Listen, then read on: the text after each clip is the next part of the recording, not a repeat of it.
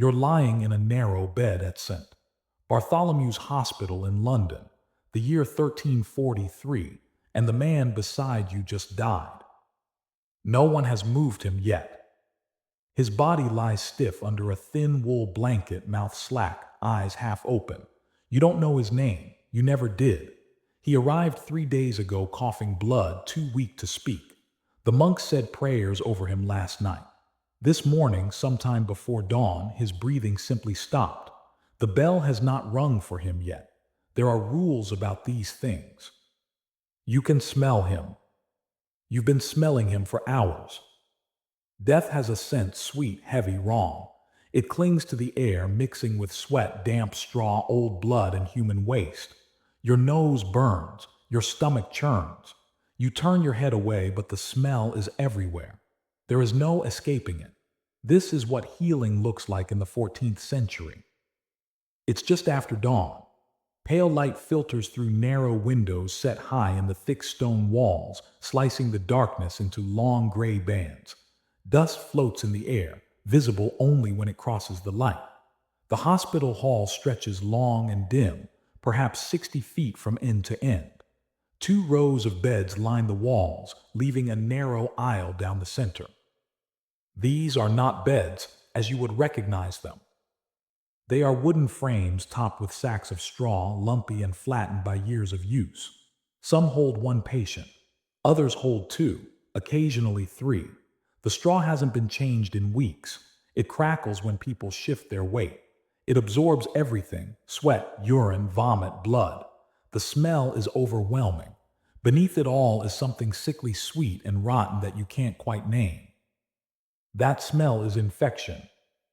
You just don't have a word for it yet. St. Bartholomew's Hospital stands just outside the old city walls, near Smithfield, London's livestock market. On slaughter days, the smell of blood and offal drifts straight through the hospital windows. You can hear cattle lowing, pigs squealing, butchers shouting. Life and death mix freely here. The hospital was founded in 1123 by a monk named Raher. According to tradition, he fell ill with malaria while on pilgrimage to Rome and vowed that if he survived, he would build a place to care for the sick poor. He lived. He kept his promise. 2 centuries later, the hospital still stands. Augustinian monks and nuns run it now. They care for perhaps 30 patients at a time, more during plague years, fewer when harvests are good and people can afford to stay sick at home. This is not a place for the wealthy. If you are here, it's because you have nowhere else to go. 3 things define this place. First, it is charity. You do not pay. You are here because you are poor, alone, or dying. Second, medicine here is prayer and plants. Theory matters more than results. Third, you share everything: beds, bowls, bandages, disease. Privacy does not exist. Dignity is a luxury no one inside these walls can afford. Today, we are spending a full day inside this hospital. From the moment the monks wake you for morning prayers to the moment the candles are snuffed out at night. We'll see how wounds are treated, how fevers are managed, how broken bones are set. We'll see what happens when treatment fails. Because it often does. The church bells are ringing. Time to begin. Morning prayers come just after dawn, perhaps 5 in the morning. A bell echoes through the hall. A monk walks the aisle, tapping bed frames with a wooden staff. Time to wake. You do not get to sleep through prayers, even if you are dying. The chapel is attached directly to the hospital hall. You can hear the chanting from your bed, low, rhythmic, echoing off stone. Those who can walk shuffle toward the sound, barefoot on cold floors. Those who cannot lie still and listen. The monks believe illness is as much spiritual as physical. Sin causes sickness. Confession heals. Before the body is treated, the soul must be addressed. The service is in Latin. Most patients understand none of it. That doesn't matter. Participation is what counts. A woman 2 beds down is sobbing. She's had a high fever for 3 days. Yesterday, the monks gave her willow bark tea and bled her. Today, she is worse. Her skin is flushed, her eyes glassy. She whispers prayers to the Virgin Mary, begging for mercy. The monk leading prayers does not stop. He has seen this before. Prayer ends. The day's work begins.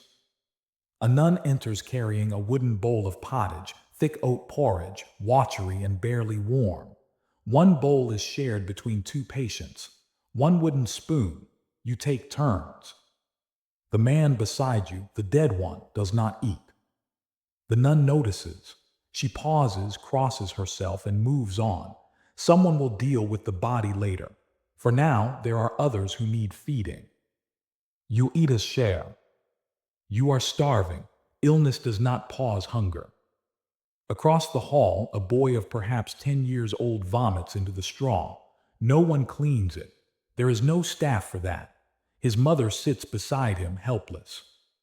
She carried him here 2 days ago. Fever, a cough that will not stop. The monks applied a poultice of mustard seed and pig fat to his chest. A folk remedy. It did nothing. The hospital master enters the hall. This is the moment everyone waits for. The rounds begin in mid-morning. The master, a senior monk, moves slowly from bed to bed. He asks questions. Where does it hurt? How long has it hurt? Can you move? He does not examine closely. He does not touch much. He doesn't need to. Theory tells him what he needs to know. Medieval medicine runs on humorism, the belief that the body is governed by 4 humors: blood, phlegm, black bile, and yellow bile. Health is balance. Illness is imbalance. The cure is rebalancing. Bloodletting, purging, vomiting, sweating. The theory is ancient, Greek, authoritative, and completely wrong. Near the window lies a man with a broken leg. It happened at the docks. A cargo net swung loose and crushed his shin. The bone broke through the skin. A compound fractured. The monks splinted it with wood and linen soaked in egg white. That was 4 days ago. Now the leg is swollen, red, and hot. The man is feverish, delirious. Infection. The master orders bloodletting. Too much heat in the body. A younger monk opens a vein in the man's arm with a small iron blade. Blood drips into a ceramic bowl, dark and slow. They take nearly half a pint. The man groans. The infection does not care about balance. It is bacterial. It is killing him. They do not know that. Next bed. A woman in her 30s coughs blood into a cloth. Tuberculosis. Incurable. Everyone knows it. They give her honeyed wine for the pain and rosemary to sweeten her breath. Comfort, not cure. She will die here, alone. Next, a young man with a massive facial abscess. His eye is nearly swollen shut. This one they can treat. A monk heats a thin blade over a candle. No anesthesia. The cut is quick. Pus pours out.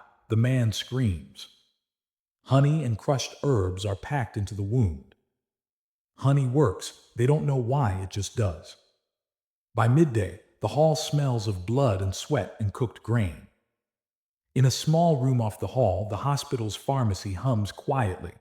Shelves of ceramic jars line the walls, labeled in Latin.